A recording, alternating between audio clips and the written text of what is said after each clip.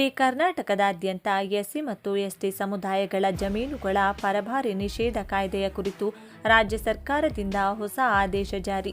ಅಂದರೆ ಎಸ್ಸಿ ಮತ್ತು ಎಸ್ಟಿ ವರ್ಗಗಳಿಗೆ ಸೇರಿದ ಜನರ ಜಮೀನುಗಳ ಮಾರಾಟವನ್ನು ನಿಷೇಧಿಸಲಾಗಿತ್ತು. ಅಂದರೆ ಈ ಸಮುದಾಯಕ್ಕೆ ಸೇರಿದ ಜಮೀನು ಮಾರಾಟ ನಿಷೇಧ ಕಾಯ್ದೆ ರಾಜ್ಯದಲ್ಲಿ ಜಾರಿಯಲ್ಲಿದ್ದು, ಈಗ ರಾಜ್ಯ ಸರ್ಕಾರದಿಂದ ಹೊಸ ಆದೇಶ ಹೊರಡಿಸುವ ಮೂಲಕ ಎಲ್ಲ ಆಸ್ತಿ ಮಾಲೀಕರಿಗೆ ಹಾಗೂ ಆಸ್ತಿ ಖರೀದಿದಾರರಿಗೆ ಮತ್ತು ಮಾರಾಟಗಾರರಿಗೆ ಭರ್ಜರಿ ಗುಡ್ ನ್ಯೂಸ್ ನೀಡಿದೆ. ಒಂದು ಆಸ್ತಿಯನ್ನು ನಾವು ಖರೀದಿಸಬೇಕಾದ್ರೆ ಆ ಆಸ್ತಿಯ ಸಂಪೂರ್ಣ ಹಿನ್ನೆಲೆ ಹಾಗೂ ಪ್ರಸ್ತುತ ಆಸ್ತಿಯ ವಿವರ ಜೊತೆಗೆ ಆಸ್ತಿಯ ಸಂಪೂರ್ಣ ವಂಶಾವಳಿ ಸೇರಿದಂತೆ ಎಲ್ಲ ದಾಖಲೆಗಳು ಮತ್ತು ವಿವರವನ್ನು ತಿಳಿದುಕೊಳ್ಳುತ್ತೇವೆ. ಕರ್ನಾಟಕ ರಾಜ್ಯದಲ್ಲಿ ಪರಿಶಿಷ್ಟ ಜಾತಿ ಮತ್ತು ಪರಿಶಿಷ್ಟ ಪಂಗಡಗಳ ಸಮುದಾಯಕ್ಕೆ ಸೇರಿದ ಆಸ್ತಿಗಳ ಮಾರಾಟ ಮತ್ತು ಖರೀದಿಯನ್ನು ರಾಜ್ಯ ಸರ್ಕಾರ ನಿಷೇಧ ಮಾಡಿರುವುದು ಈಗಾಗಲೇ ಎಲ್ಲರಿಗೂ ಗೊತ್ತೇ ಇದೆ.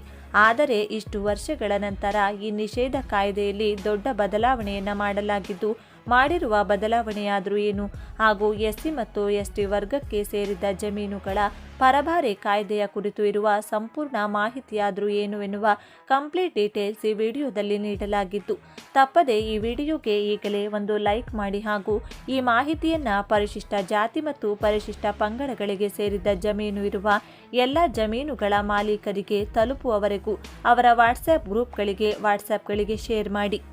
ಹಾಗೂ ಆಸ್ತಿ ಖರೀದಿ ಮತ್ತು ಮಾರಾಟ ಮಾಡುವ ರಿಯಲ್ ಎಸ್ಟೇಟ್ನಲ್ಲಿರುವ ಯಾವುದೇ ಆಸ್ತಿ ಮಾಲೀಕರಿಗೆ ಹಾಗೂ ವ್ಯವಹಾರಿಕರಿಗೆ ತಲುಪುವವರೆಗೂ, ರಾಜ್ಯದ ಪ್ರತಿಯೊಬ್ಬರಿಗೂ ಕೂಡ ತಲುಪುವವರೆಗೂ ಎಲ್ಲ ಕಡೆ ಶೇರ್ ಮಾಡಿ. ಯಾಕೆ ಅಂದರೆ ಎಸ್ಸಿ ಮತ್ತು ಎಸ್ಟಿ ವರ್ಗಕ್ಕೆ ಸೇರಿದವರ ಜಮೀನು ಖರೀದಿ ಮಾಡಲು ಯಾರೂ ಕೂಡ ಬೇಗನೆ ಮುಂದೆ ಬಂದು ಖರೀದಿ ಮಾಡುವುದಿಲ್ಲ. ಈ ಹಿಂದೆ ಅದೇ ಜಾತಿ ಮತ್ತು ವರ್ಗಕ್ಕೆ ಸೇರಿದ ವ್ಯಕ್ತಿಯು ಮಾತ್ರ ಖರೀದಿ ಮಾಡಬೇಕು ಎನ್ನುವ ನಿಯಮ ಕೂಡ ಇತ್ತು. ಇತ್ತೀಚೆಗೆ ಬಹಳಷ್ಟು ನಿಯಮಗಳಲ್ಲಿ ಬಹಳಷ್ಟು ವ್ಯತ್ಯಾಸವಾಗಿತ್ತು.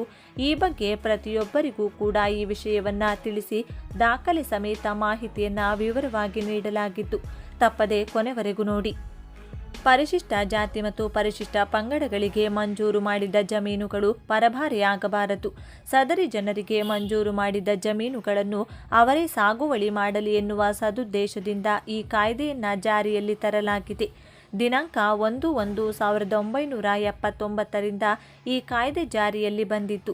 ಈ ಕಾಯ್ದೆ ಜಾರಿಯಲ್ಲಿ ಬರುವ ಮೊದಲು ಹಾಗೂ ನಂತರ ಮಂಜೂರಾದ ಜಮೀನು ಪರಭಾರೆ ಮಾಡುವಂತಿಲ್ಲ. ಒಂದು ವೇಳೆ ಜಮೀನು ಪರಭಾರೆ ಮಾಡಬೇಕಿದ್ದಲ್ಲಿ ಕಲಂ 4ರನ್ವಯ ಸರ್ಕಾರದಿಂದ ಪೂರ್ವಾನುಮತಿ ಪಡೆಯಬೇಕಾಗುತ್ತದೆ. ಈ ಕಾಯ್ದೆ ಉಲ್ಲಂಘನೆ ಪ್ರಕರಣಗಳನ್ನು ಗ್ರಾಮ ಲೆಕ್ಕಾಧಿಕಾರಿಗಳು ಅಥವಾ ಕಂದಾಯ ನಿರೀಕ್ಷಕರು ಕಂಡುಹಿಡಿಯಬೇಕಾಗುತ್ತದೆ. ಉಪವಿಭಾಗಾಧಿಕಾರಿಗಳು ಕಾಯ್ದೆ ಉಲ್ಲಂಘನೆ ಬಗ್ಗೆ ಪರಿಶೀಲಿಸಿ ಕಾಯ್ದೆ ಉಲ್ಲಂಘನೆಯಾಗಿದ್ದಲ್ಲಿ ಪರಭಾರೆಯಾದ ಜಮೀನನ್ನು ಮೂಲ ಮಂಜೂರಿದಾರರ ಸ್ವಾಧೀನತೆಗೆ ವಹಿಸಿಕೊಡಬೇಕಾಗುತ್ತದೆ.